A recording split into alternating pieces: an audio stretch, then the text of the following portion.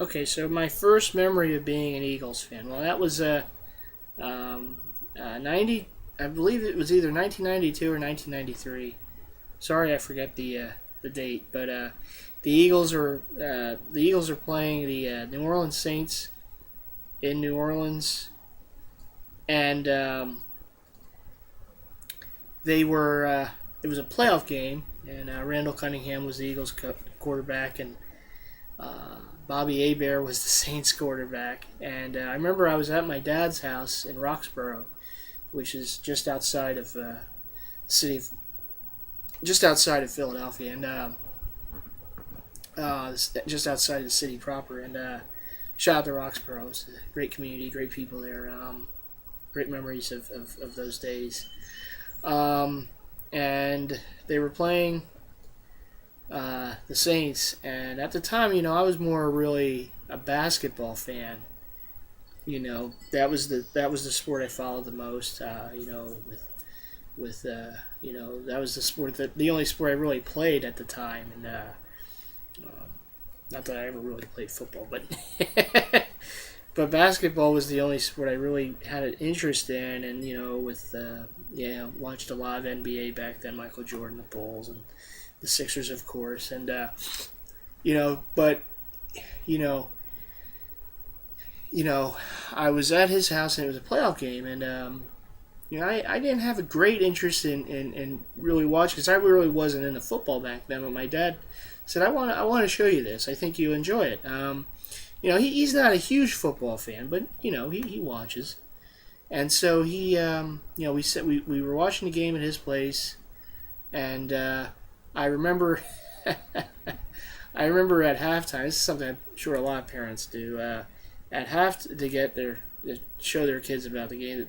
At halftime, he sat me down and he did the matchstick thing, and he took matchsticks out and lined them up to try to teach me about what first downs meant and touchdown, and how many yards it is to get a first down and this and that, and like a 5-minute crash course into football before the second half started.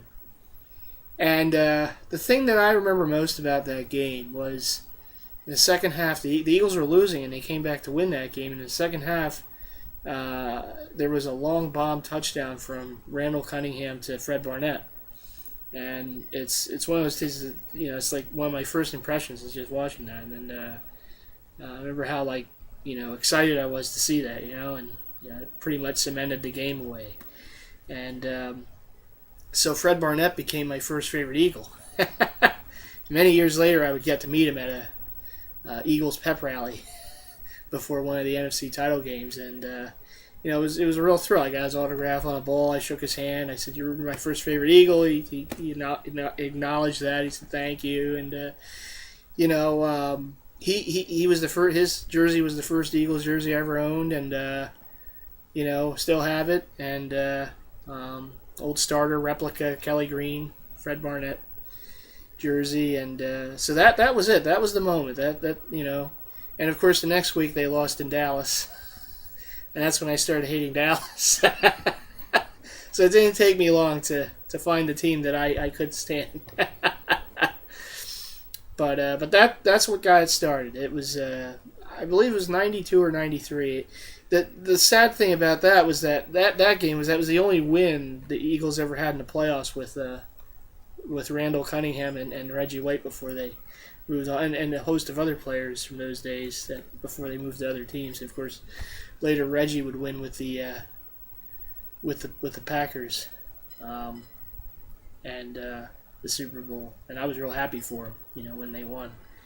And I was rooting for Randall too in '98 when the Vikings lost in the NFC title game to the Falcons, and then of course I saw some NFC title game losses myself here years later before they finally won one and went to the Super Bowl. But that was what got me started to being an Eagles fan, and many years later, you're getting ready for another season. This is actually where I watch most of the games, is in this room, in this chair. It's like an old chair. It's an old green chair, but this is my seat. This is where I watch most of the games, unless I'm fortunate enough to go to a game or I watch other games with friends elsewhere. But I'd say about 85 to 90% of the Eagles games are watched right here in my fan cave. And like I said, looking forward to another season. Hopefully, this is one we can get the ultimate prize at the end. But that's what got started for me. That playoff win in New Orleans against the Saints back in '92 or '93. That's what did it.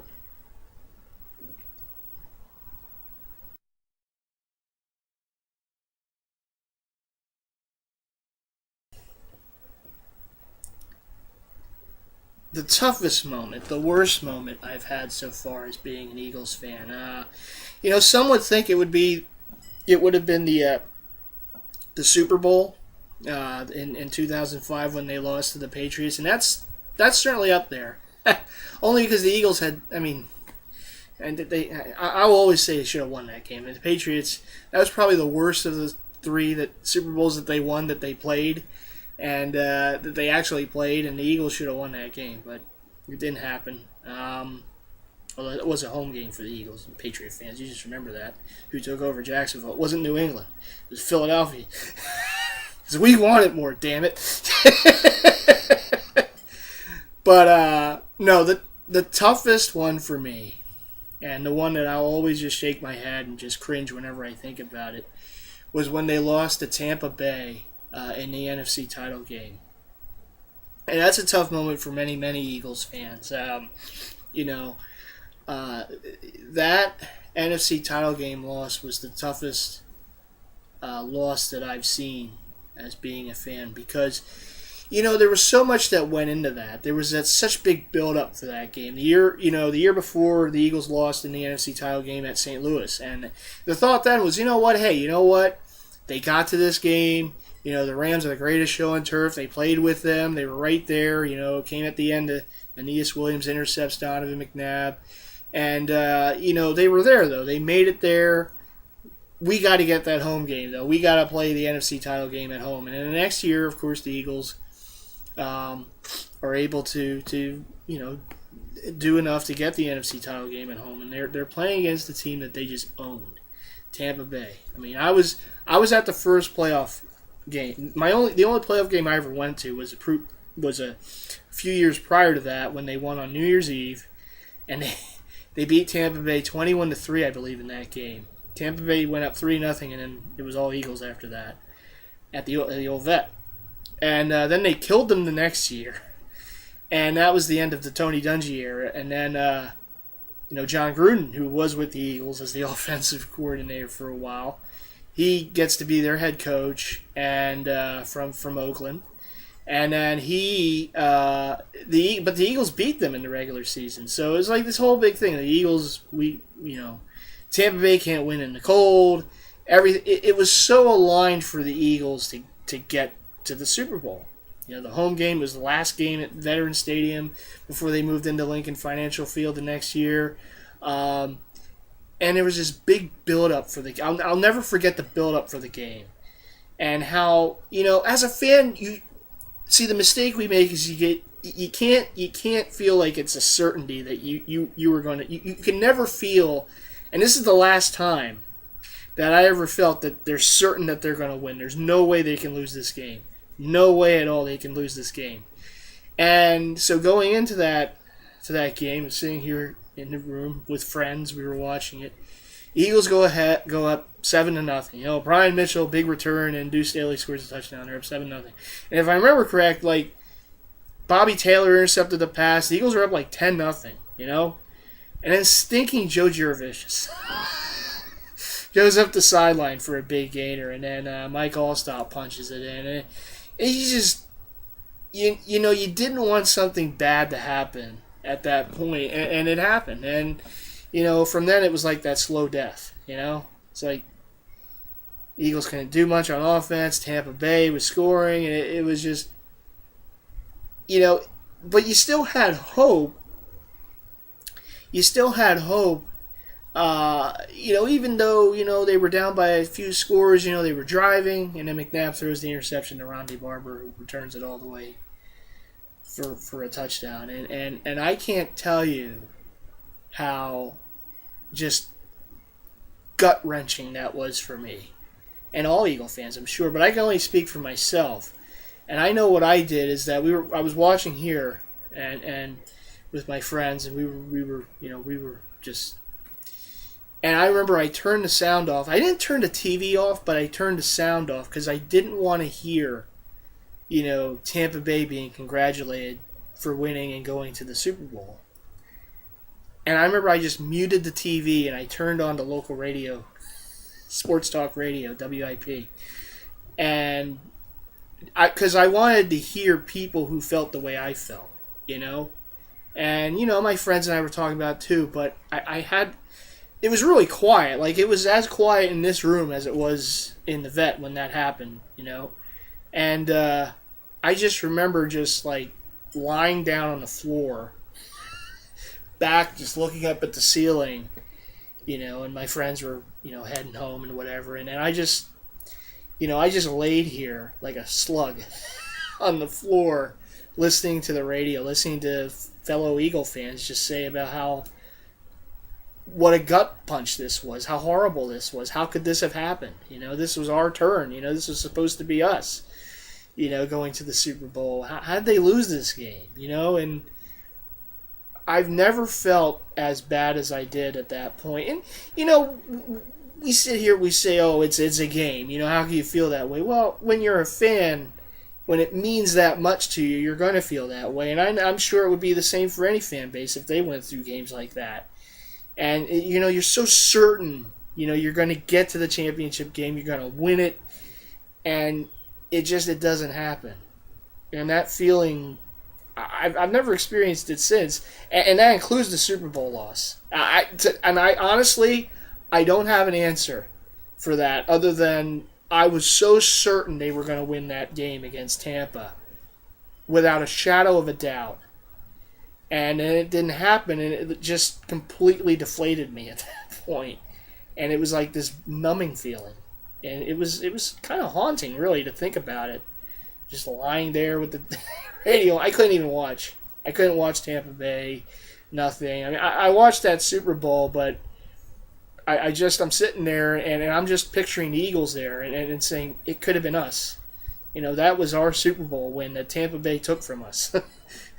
John Gruden. Joe Jurevicius. They took it from us, and, I'm watching that Super Bowl. All due respect to Raider Nation. Honestly, all due respect to you, Raider Nation, but Eagles would have won that game, too. I don't know if they would have won it as easy as Tampa Bay did.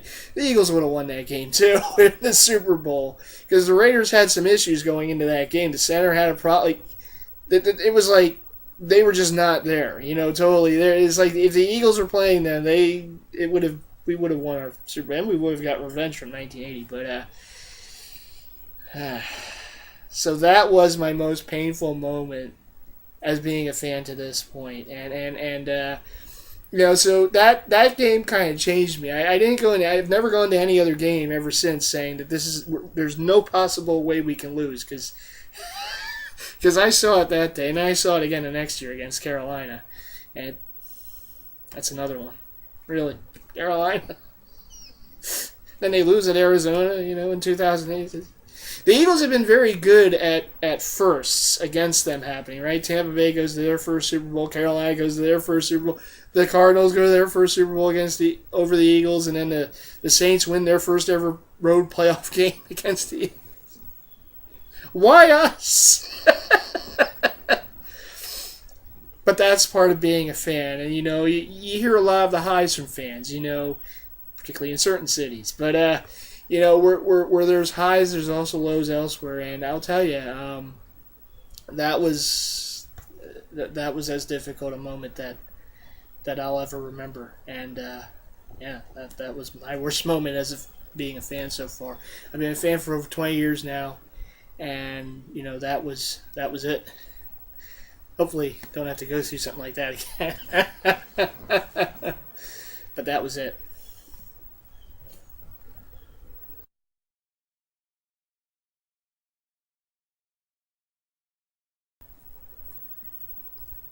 Okay, well, another thing that I think gets people really pumped for football is fantasy football. And I've done fantasy football for a number of years. And I've won, in all those years, I've won only once. And that was in a league I did at work. I'm pretty good at the pick 'em. Like I can do the pick 'em, pick games and stuff like that. I can do that pretty good. But the fantasy football, it's all luck. I mean, it really is. But I just don't seem to have much of it. The worst horror story that I can say about an experience I had in the past with fantasy football is I was in the championship game, and this is a league that I did with some friends for a number of years before it disbanded. But I got to the championship game one time in that league, and I was playing against a guy who shared my namesake, Neil. So it was basically it was the Neil Bowl, and I had a team that year I beat the guy who had LaDainian Tomlinson, and that was the year LaDainian Tomlinson was the league MVP and set the rushing, the touchdown record and everything. And he also had Peyton Manning and Marvin Harris. I mean, he had a loaded team, and I beat him in the basically the conference title game to get to the fantasy bowl. And the winner got a little bobblehead. It was just a little trinket. But I got to that final game, and I was winning. and I know it was like a Sunday night game. It was the Dolphins and the Jets from Miami. And the guy I was done, but I had a lead. I had a pretty good lead. And all the guy had left was Randy McMichael, the tight end of the Dolphins at the time. Okay? So he's Randy McMichael, right? And if you remember, I don't know if anyone really remembers it, but back then, the Dolphins at quarterback, they had Joey Harrington. And Joey Harrington, this is like a Sunday night game, and Joey Harrington was like having an awful game. It was like going into the fourth quarter, the Jets were leading. It was a close game, but they were leading. Joey Harrington was horrible. Randy McMichael was basically just in the block, Extra protection for Joey Harrington. Well, I think the coach at the time, was Nick Saban. And he puts in Cleo Lemon, right? Cleo Lemon, okay? He comes into the game, and he has like one or two drives or whatever. But I think the one just stood out because he featured Randy McMichael on this drive. McMichael was doing nothing the whole game. He may have had like one catch or something, like nothing. It's the fourth quarter. And Cleo Stinking Lemon, if he's watching this, you suck. Because, okay, a new quarterback comes in the game. What's he going to do? He's going to find a safety valve. Who's the safety valve? The tight end, right? So it's the Randy McMichael show. He had like 4 catches on the drive, including a touchdown. And that touchdown gave the other Neil the championship by 1 stinking point. Okay? So that's why I will never forget Cleo Lemon to Randy McMichael. But since then, I've gotten to another final in a league. I lost. I had a really good team once, and I just made a stupid trade. Sometimes if you have too good a thing, you think it's too good a you're looking for one extra piece. And I made a trade, and it didn't work out. And I lost the first playoff game. I had a team. We were undefeated at the time. I lost one game in the regular season, and I lost to like the 8th place team. The last team to get into the playoffs. So I've had like the Eagles. I've had my share of heartbreak. So I'm doing fantasy football this year on NFL.com. Shout out to NFL.com. Fantasy, really cool. It's all, it's free. I'm in a free league, not winning anything, just bragging rights. But I have a team here, and I just had my draft, so I want to go over my team. If I can find the icon, here it is. I've actually, over the years, I've done pretty good in the drafts. I've drafted pretty strong teams. This draft was a a regular snake draft. It wasn't an auction draft. I've done those. Those are pretty fun. But I've had pretty good success over the years drafting rookies. For instance, I drafted LaDainian Tomlinson when he was a rookie, Adrian Peterson when he was a rookie. Last year I drafted Keenan Allen from the Chargers. Or I didn't draft him, actually. I picked him up off the waiver wire in like week 3 or 4. And I also I did draft DeAndre Hopkins last year. And, they had a solid year for me, receiving-wise. So this year, I look at the team. And so why am I saying about rookies? Well, I did draft a rookie. I wanted Watkins from the Bills, but he got taken just before I can get him. So once I get back to my team. No, of course, now I got pop-ups. All right. More pop-ups. Yes, we are recording live here. Okay. So the only rookie I have on my team this year is I couldn't get Watkins as I wanted to, and I didn't draft Jordan Matthews from the Eagles, but I got Brandon Cooks, rookie receiver with the Saints. Say he's pretty quick, and he has Drew Brees throwing the ball, so he should be pretty good. And one would hope, right? But anyhow, that's one of the guys on my bench. And let's go to the starters. And at quarterback, I have Tom Brady. I mean, you can't go wrong there. He was the second-rated fantasy quarterback last year, behind, of course, Peyton Manning. And believe it or not, I got Tom Brady in the 7th round. I know. Sometimes people don't take a lot of homage to quarterbacks. But I got him in the 7th round. That's a steal there, I think. My running backs are Alfred Morris from the Redskins. And Eddie Lacy. Eddie Lacy was my number 1 overall pick. First round, I had the 6th pick out of 10 teams, so kind of in the middle. So I got Eddie Lacy, of course, who was a rookie last year, had a big rookie season with the Packers. Receivers, I got Vincent Jackson from the Bucks in the NFL's version of Lob City. And I got Antonio Brown from the Steelers. My tight end is Julius Thomas from the Broncos, of course. Had a great year last year. And I got Torrey Smith right now as my flex player. Now, flex, you can put in a wide receiver or a running back. So some weeks it would be Torrey Smith. Some weeks it would be another guy on my bench. We'll see, depending on matchups and how they're doing. My bench, I got Russell Wilson as my backup quarterback. I did okay with quarterbacks. I got Ben Tate at running back. Like I said, I got Brandon Cooks at wide receiver. Riley Cooper, he's the only Eagle represented to this point on my team, but I got him. I got Charles Clay as my backup tight end with the Dolphins. Had a good season last year. I think I got pretty good value all over the place. The only thing I wish I was stronger at was running back, but you can always pick up a back during the season. Like wide receivers too. Some guys just kind of emerge and you can pick them up. Just keep watching Fantasy Now on NFL.com. Plug the NFL.com one is again NFL Network. Fantasy Live, I should say. Fantasy Live, that's the show. Great show. I enjoy watching that. But kicker is Robbie Gould of the Chicago Bears, the former Penn Stater. And, of course, my team defenses, I got Denver, which will be my primary defense, and then I got Tampa Bay to back them up. So I think I'm pretty solid on defense. Kicker, I'm pretty solid. I believe Robbie Gould's usually money. Pretty happy with the overall team. I think it's a solid contending team. But hopefully they stay healthy, as it is with any NFL team, right? And, of course, it's not just about the draft, but it's the moves you make during the season. Like I said, last year I made some pretty good moves during the season. I picked up Keenan Allen, and believe it or not, I picked up Josh Gordon. Josh Gordon, when he wasn't getting in trouble. I got him last year. So my receiving core, and that was after Julio Jones got hurt for me. So then I pick up Keenan Allen and Josh Gordon, and my receivers were pretty good. But we weren't good enough to win the title last year, but we got to the playoffs. And since that league's disbanded, the shame about that is that was a keepers league, and that was a league where I drafted Adrian Peterson as a rookie, and I had him his whole career. And well, I guess not this year, but oh well. Thanks for the memories, AP. But yeah. So I'm pretty happy with the team overall. The Power Wolves were in one of the NFL.com fantasy leagues here. Like I said, it's a 10-team league. We'll see how I do. I'll give a few updates from time to time as to how I'm doing. I'm not as hardcore a fantasy player as some guys. Some guys are like in a ton of leagues.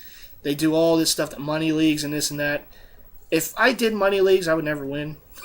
Because I just don't have that luck for it. I mean, again, refer to Cleo Lemon to Randy McMichael. But it's still a lot of fun. And, you get more of an appreciation for the game the more you play, too. I do the suicide pool, too, every year. That's where you have to pick a different team to win every week. You can't pick that team again. WIP does their own thing. I've done that for a number of years. Last year I lost in week 1 with the Steelers. They lost to the Titans. I'm probably going to take the Eagles this year in week 1, and I I hope they don't let me down there. But they're playing Jacksonville at home in week 1. I hope that's a pretty good choice, but we'll see. I thought Pittsburgh was a pretty good one last year. But so that's basically what I do for fantasy. I do the pick'em on NFL.com too. That's where you just pick, you pick all the games, and there's no point spread or anything. I did pretty good. I got in on that late last year because I didn't really know about it until like week 5 or 6 or 7 or 8 or something like that. But when I was doing it, I was doing pretty good. I consistently beat out the NFL network guys, so Warren Sapp, that's for beating my Eagles in that championship. Yeah, I got you though. Michael Irvin too. But yeah, so that's basically the extent of my fantasy playing. And like I said, that's this year's squad. That's the team. I'm pretty happy about it. I'm pretty pumped, ready to go, and hopefully I can deliver a championship this year. So we'll see. But anyhow, that's my fantasy football. So there you go.